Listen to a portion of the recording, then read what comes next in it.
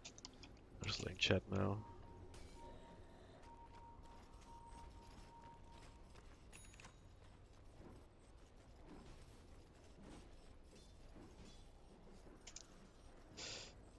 Alright.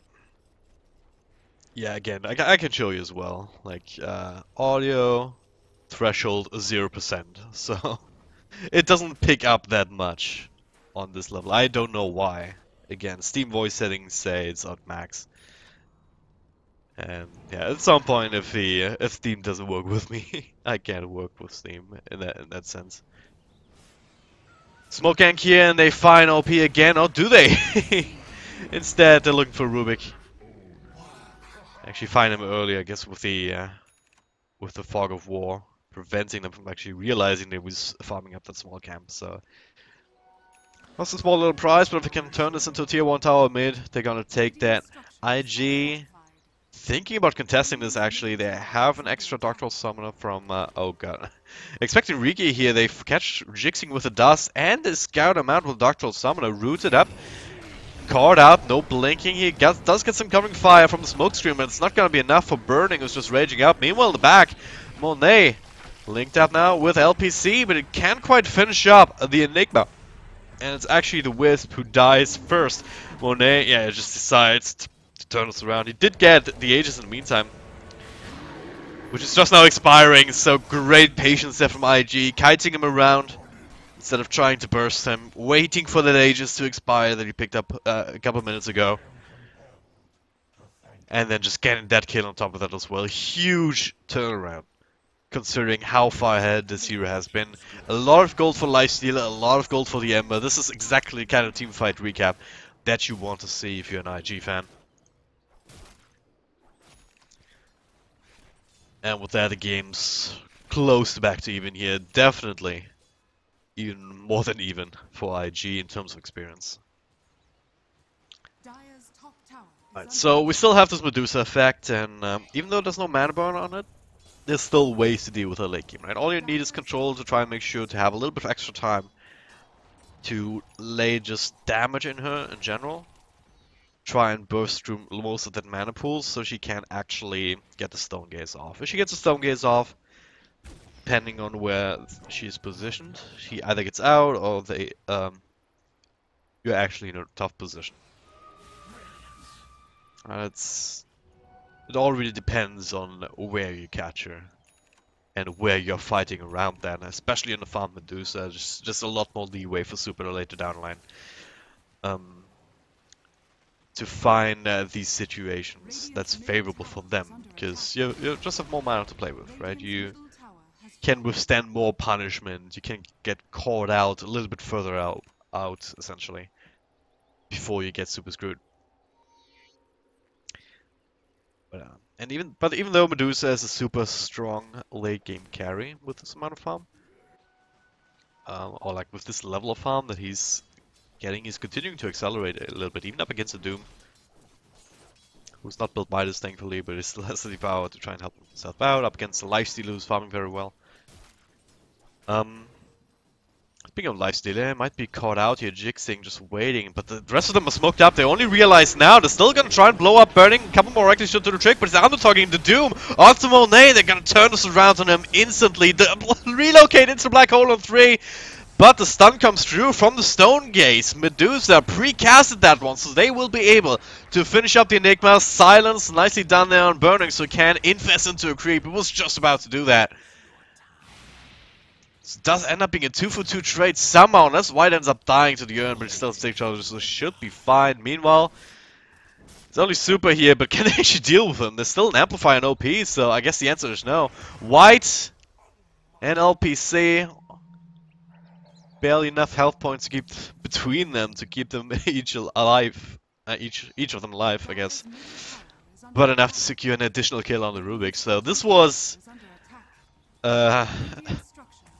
like the worst type of initiation that you could ever hope for on any team, really. LFY just blink in on who they think is a lone hero on Burning down bottom. Then everyone else reveals on the smoke, and Q, well, that's a freebie.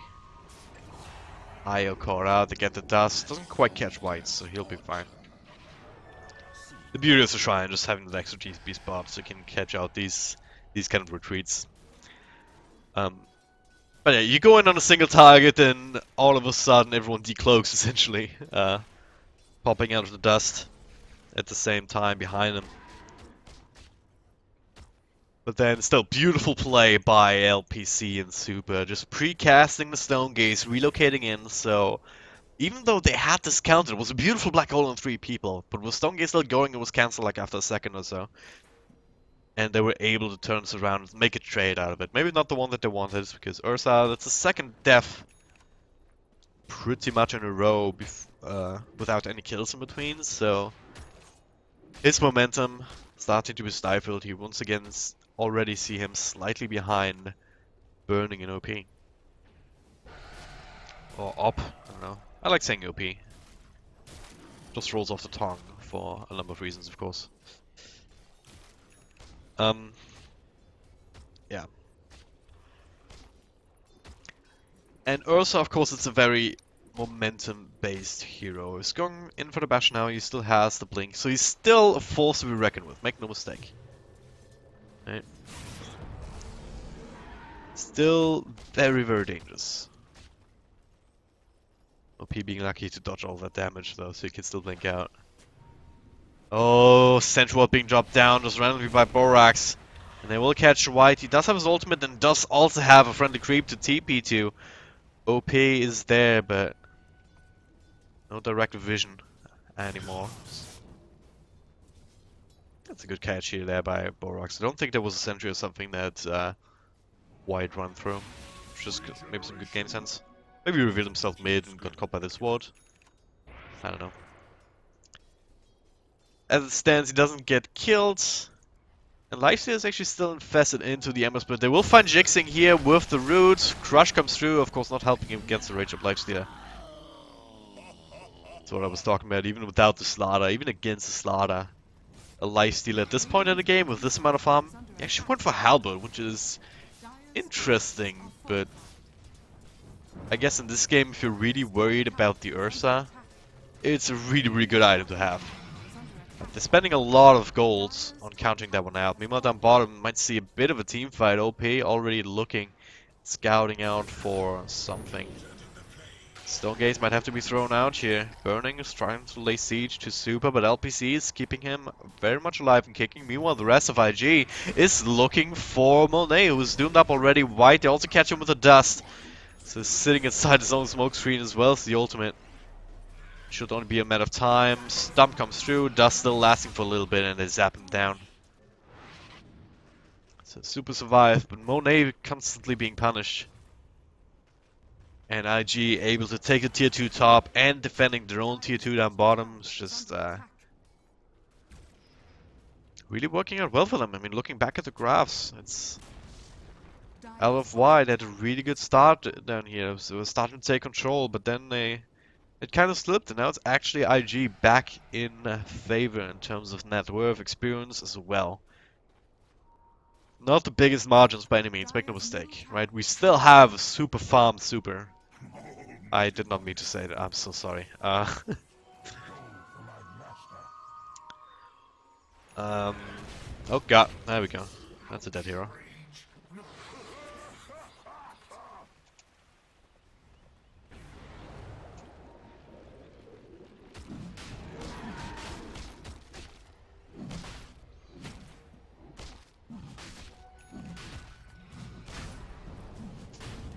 Alright, yeah, once again looking at chat, I'm sorry, but they do get crushed off beautifully here on the Ember Spirit as well as Q plus Super Stone Gaze.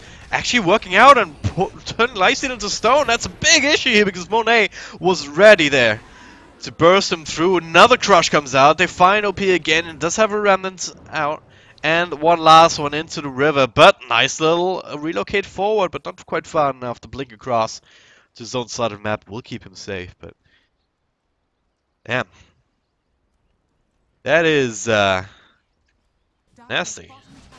IG trying to contest with Roche, but just running straight into the crush onto heroes, just kind of wasting the Ember Spirit's Ghost Scepter, and at this point, well, gotta run out.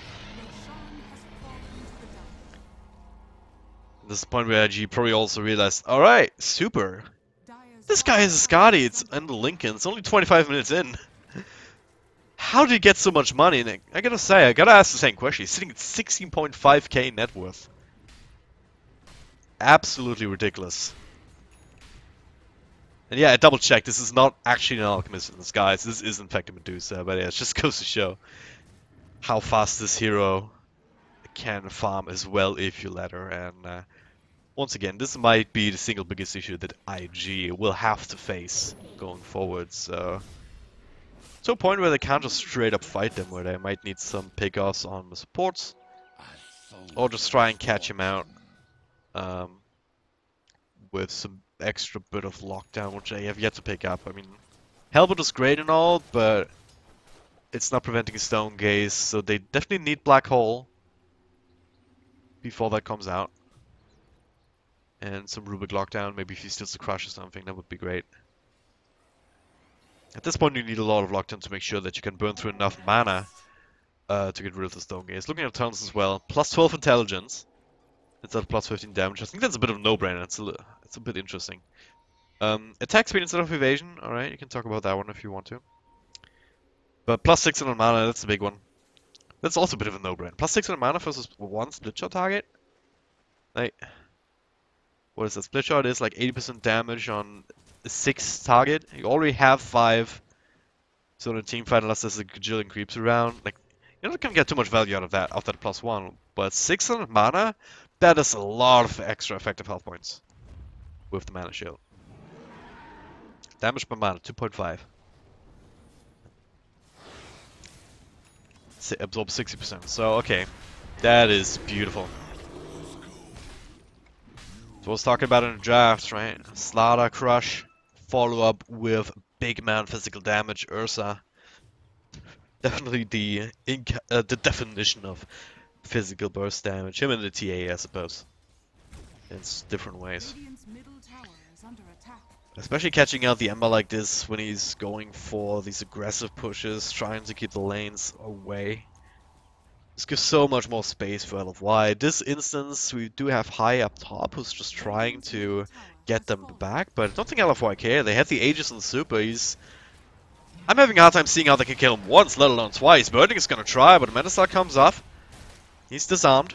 So this is gonna wait it out. I have to wait it out for a little bit, but Burning, he's out of rage. Without rage, cannot really take a frontline fight. There's just half a hero at that point. It's gonna have another charge now, but Tower already started to take some damage. Super, leaving the split shot on just to dissuade anyone else from coming through. And that top lane push has been abandoned a while ago. This is not forcing anybody back anytime soon. So LFY are gonna keep going here. Find the opportunity to Jixing with the Crush and the kill onto Enigma. Immediate buyback as the Stone Gaze comes on. A lot of damage being done, so the backline throws up. Burst through with a couple of fire remnants. The Doom and Ursa might need to be denied, but at the same time, yeah, he barely survives. Now Jixing with another Crush coming through. Stone Gaze is down though, so now's an opportunity perhaps for them to bring down Medusa. High still has a Black Hole to throw out. Wants to hold on to it until the Aegis comes out. But you have to actually kill Super before you can make that happen. Jixing once again, third Crush, setting up for yet another kill. LFY seem unstoppable. Super totally unimpressed. He has no mana, no health points, but he's still holding on to that Aegis. Got a couple of crucial kills. Buyback forced out on the Enigma. He still has Blink, Black Hole, no BKB so you gotta be a bit careful. And there it is. Another Crush, another smoke screener from Riki for covering fire, but the Aegis finally triggered. Can they get him a second time? Go straight for the Black Hole. They'll channel it about halfway until that turns around. LPC linking up with Super to give him that extra bit of tankiness. Enigma just takes his pill. Another Crush onto Burning, and the right clicks are just way too much to handle. Meanwhile, Doom in the back dies to Monet. Killing sprees, double kills, monster kills, every which way. LFY. They take this game off of IG, a team with one of the better records in this particular qualifier. Impressive showing by them. Super on the Medusa, just allowed to farm throughout the entire game. Oh man, some exciting stuff here, and of course always seeing an Ursa go ham like this. Absolutely amazing. But yeah, if you've been watching in game, thank you very much. I hope you enjoyed the cast. You can also follow my stream at hitbox.tv/dragondrop or on Twitter at dragondropdota. So just getting that shameless self-promotion out there while I still can. Yeah. Once again, I'm sorry about the in-game voice. I have no idea how I am supposed to fix this. Again, Steam voice settings say microphone gain is at max. It has the correct audio device. Apparently, the checkbox for boost microphone gain is disabled, so maybe I can test that one out and see if I can fix that somehow. But other than that, it's like I don't know. I'm really sorry. Technical issues, hooray! But yeah, let's take a quick look at the scoreboard. Yeah, 21k, almost 22k net worth. That's how super in that one. Alright, super impressive showing. Anyway, gonna take a short break. Once again, I don't believe this. Even with the win, Invictus is still pretty much a lock for the playoffs in LFY. That's gives them to a 3-5 scoreline, which is not nearly enough to keep them in the running. But once again, impressive showing, and that's what Dota's all about, right? Fight to the finish, even in a tournament that you've already been pretty much eliminated from. All right, next game coming up, LGD versus CDEC. I'll see if Hades is actually up for that one, because I'm just covering for him. If he isn't, I'm gonna keep going here. If not, I'll let you know, and you can go check out his stream. In the meantime, see you soon.